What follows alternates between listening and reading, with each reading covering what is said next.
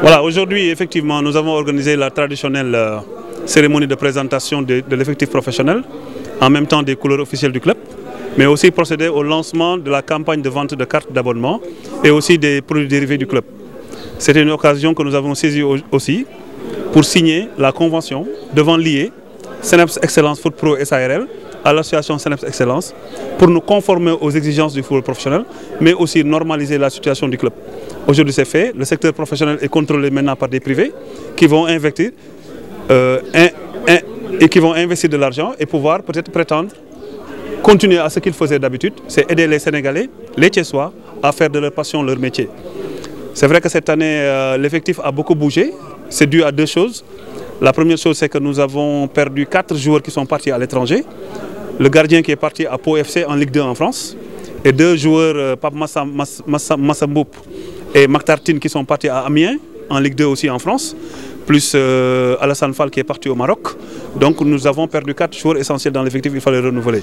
Mais aussi avec le nouveau projet sportif que nous avons, il fallait rajeunir. C'est pour ça que cette année, sur les 30 joueurs sous contrat, les 21 sont des joueurs qui ont moins de 20 ans, les 2 ont 20 ans et les 7 ont l'âge senior. Ceci est dû aux nouvelles orientations des repreneurs du club et ceux qui dirigent actuellement Seneps Foot Pro SARL pour pouvoir répondre aux exigences du football de haut niveau.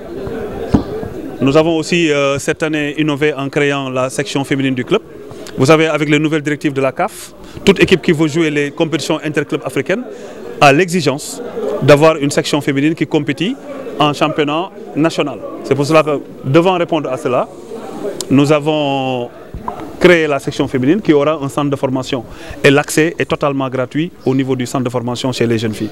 Vous avez ouvert un capital, vous l'avez dit tout à l'heure, quel est l'intérêt du point de vue juridique par rapport au club? C'est clair que du point de vue juridique, déjà pour l'association, je sais que vous voulez parler de l'association déjà va se reposer de tout ce qui est charge. Vous savez, vous n'êtes pas sans savoir que les présidents des associations vivent difficilement les fins de mois avec la masse salariale à honorer, vivent difficilement les fins de semaine avec les budgets de marché à honorer. Aujourd'hui, avec cette signature de convention, l'association Seneps Excellence ne va plus débourser un seul rond pour satisfaire aux dépenses et aux exigences de fonctionnement du club. Donc aujourd'hui, ce sont les partenaires qui maîtrisent 85% du capital social de la société, qui vont injecter 85%, mais eux, ils ont choisi de prendre en charge totalement les frais afférents au fonctionnement du club. Vous avez déjà également vendu des joueurs. Est-ce que vous commencez à avoir les retombées? Les retombées ont commencé depuis 2012. Vous savez, nous, on a un style de management, on a un style aussi de commerce que nous assumons. Il est difficile aujourd'hui de placer des jeunes Africains en France, en Europe. C'est pour ça que nous avons l'option de faciliter l'accès de nos joueurs dans les différents clubs européens, en n'exigeant pas de gros montants, mais en poursuivant la carrière du joueur jusqu'à ses 23 ans. Parce que les droits des joueurs jusqu'à 23 ans sont garantis par la FIFA, selon les statuts du joueur et du transfert du joueur.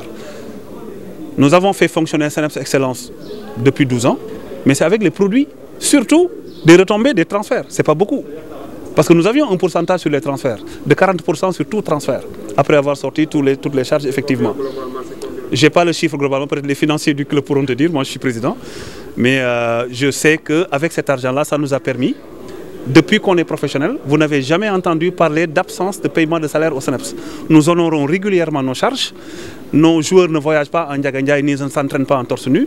Ils logent dans des hôtels quand ils sont à l'extérieur. Ils voyagent avec des bus climatisés qui sont loués dans des maisons de voyage. Et les salaires sont régulièrement payés. Et même les joueurs juniors qui sont dans l'effectif senior, qui ne sont pas sous contrat, à chaque fin de mois, ils ont leur pécule mensuel. Donc tout ça demande des charges. Et aujourd'hui, on n'a pas de subvention municipale. Nous avons reçu 700 000 francs de la mairie l'année dernière. Sur 70 millions que nous avons dépensés, certainement certains Thiessois vont se demander comment ils ont fait pour réunir les 70 millions. Le système de parrainage est toujours là. C'est clair, le système de parrainage ne te garantit même pas 10 millions annuels. L'année dernière, par exemple, on était à 8 millions annuels sur le système de parrainage, sur 70 millions. C'est vrai qu'on a reçu 15 millions de la fédération, exceptionnellement. Il faut certaines gymnastiques sur le plan managérial et sur le plan de la stratégie de communication, de la stratégie de mobilisation pour pouvoir avoir l'argent à dépenser. L'année passée, vous avez parlé de maintien. Cette année-ci, c'est quoi l'objectif? Nous jouons la 12e place. Nous jouons la 12e place. Nous avons une équipe jeune. Cette équipe est préparée à exister dans le championnat vers la 6e ou la 7e journée. Nous savons qu'au début, normalement, si tout se passe bien, nous prenons des valises au début. Mais Inch'Allah, vers la 7e journée, nous allons exister. Et les Thiessois seront fiers de leur équipe. On va jouer au ballon, on va jouer crânement la 12e place. Pour que l'année prochaine, Thiès soit dans le championnat de Ligue 1. Pour que Thiès ne disparaisse pas de la carte de la Ligue 1. Autant dire que, voilà, comment on appelle. Est-ce que vous voulez dire que l'essentiel, c'est de participer? Non, non. C'est tout objectif est encadré par des moyens. Aujourd'hui, qui a décidé que les Thiessois doivent gagner? Qui peut décider aujourd'hui que les clubs de Thiès doivent jouer le haut du tableau? Qui peut décider cela? Qui ose décider cela à Thiès? L'année dernière, les équipes qui ont joué le bas du tableau, qui sont descendues, c'est des équipes qui sont soutenues par leur mairie à hauteur de 50-30 millions. Nous ne l'avons pas. Et pourtant, nous prétendons jouer les premiers rôles. Est-ce que c'est possible? Le football a sa logique, bien qu'il n'y ait aucune certitude. La seule certitude en football, c'est le 0-0 de départ. Aucune autre certitude.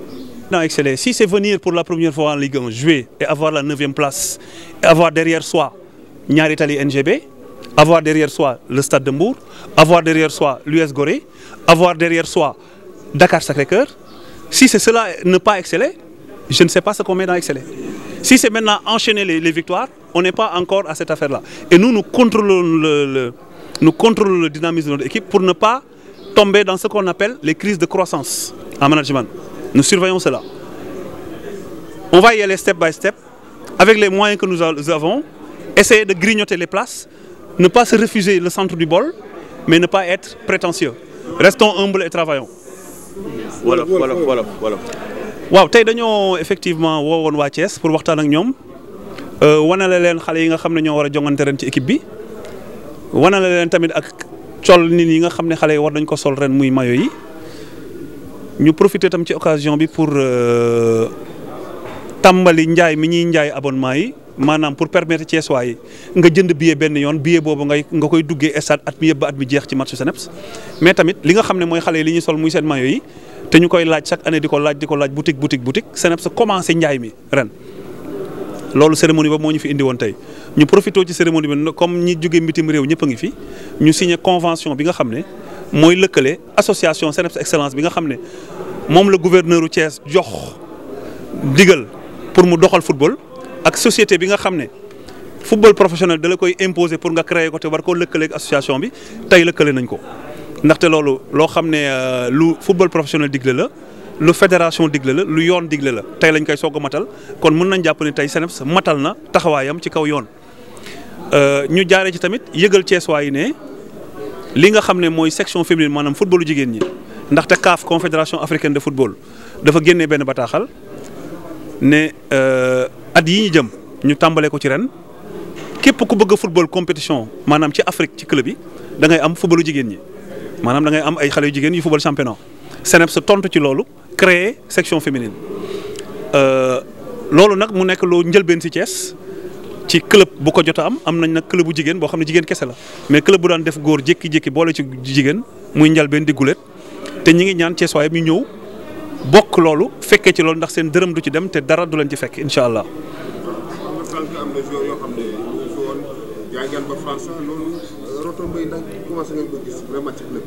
waaw dëgg la xam nga ki fi doon góolu daaw muy Massamba Ndiaye tey signé na Ligue 2 en France Pau FC moo amoon benn xale bu ñu tudd tam Matartine daaw fii la nekkoon di football ci xale yi signé na tamit Amiens en France Ligue 2 am beneen xale bu ko fekk si bu tudd Pape Mass Mboup fekk ji ko tamit Amiens signé fa Alassane Fall dem signé Maroc loolu yëpp di lu ñu manqué ñu ne il faut ñu wuti ko bi loolu weesoo ñu xam ne tamit ren Seneps dafay changer doxalin ndaxte boo bëggee fekkee jouer Ligue 1 am projet boo xam ne dina la permettre tubaab bi nangu ñëw ak ñiy jënd ak ñi nga xam ne ñooy investir ci xale yi nangu ñëw di la seetaan doo jël ay joueurs yu am 30 ans 40 ans di leen dugal ci terrain bi mais da ngay jël ay gone yi nga xam ne ñooy jënd aji jënd ji ak aji signé contrat yi ñi nga xam ne ñoom lañ bëgg ñoom la ñuy taamu ñoom la ñuy wut nga jël leen di leen football ndax ñooñu mën a dem ndax mën a fexe ba seen passion nekk seen métier ci loolu la Seneps sa jublu moo tax ren boo xoolee fanweeri xale yi nga xam ne signé nañ leen contrat di leen fay chaque weer ñaar fukki ak ñeent yi amuñu ñaar fukki at ñaar fukki at kese la ñu am juróom ñaari ñoo weesu ñaar fukki at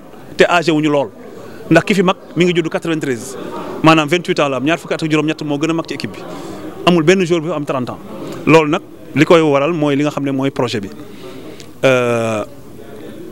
suñ ci poussé xale yi xëy na ñi xam football xam ni football doxee xam nañ ne xale yi ñu dajale ren am na ab Ghanéen am na ab Malien am na ñetti Guinéen am na ab Béninois am na benn Togolais bu fi nekkoon daaw xëy na ñu signé waat ko ren.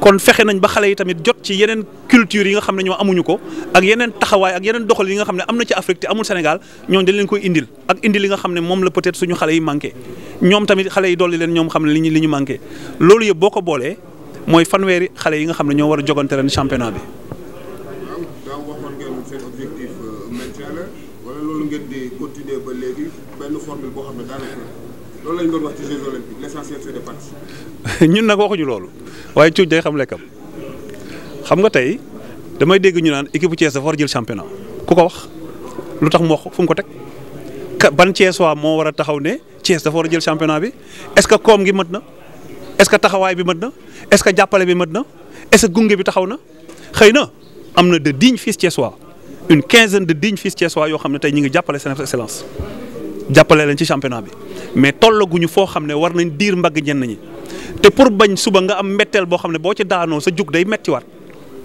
nga xam ne yenn saa yi da ngay màgg goo xam ne dafa jéggi dayoo te màgg googu tôt ou tard da lay dab li tubaab tuddee crise de croissance suñ ko bañee bëgg ko moytu dañuy def temp doxu kàkkatar ndax kàkkatar day jàpp ba mu dëgër mu tegaat beneen jéego jàppaat ba mu dëgër tegaat beneen jéego ñun doxalin boobu lañ bëgg xëy na nag jot nañ yóbbu ay joueurs France yóbbu nañu ay joueurs mbitim réew mais moddu njaay mi Sénégal si bëgg mooy njaay mi nga xam ne moo dox Europe ndax Europe boo ñëwee kaweel sa prix njaay am foo ko teg xëy na di nga jaay mais doo jaay chaque jour te boobaa xale yi nekk fii Sénégal bëgg signé am talent wu signé waaye yow na nga seeralee njëg ba moo tax du ñu dem duñ fa bari loolu tax Sénégal ñoom dañuy wàññi njëg li tuuteel ko lañ daan def ñu nag suñu partenaire français yi mooy ñoom fukk yu ñu jaay ñoom ñu jël juróom-benn ñu jël ñeent waaye ñeent yooyu moo ñu permettre woon 2012 ba tey ñuy doxal Sénégal ndax Sénégal kenn mësta jooy salaire Sénégal du voyager Ndiaga Ndiaye Sénégal doo fekk seen entraînement ñii sol yaramu neen ñii sol yére Sénégal doo leen gis ñu tukki di dëkk ci ay hôtel di dëkk ci ay kër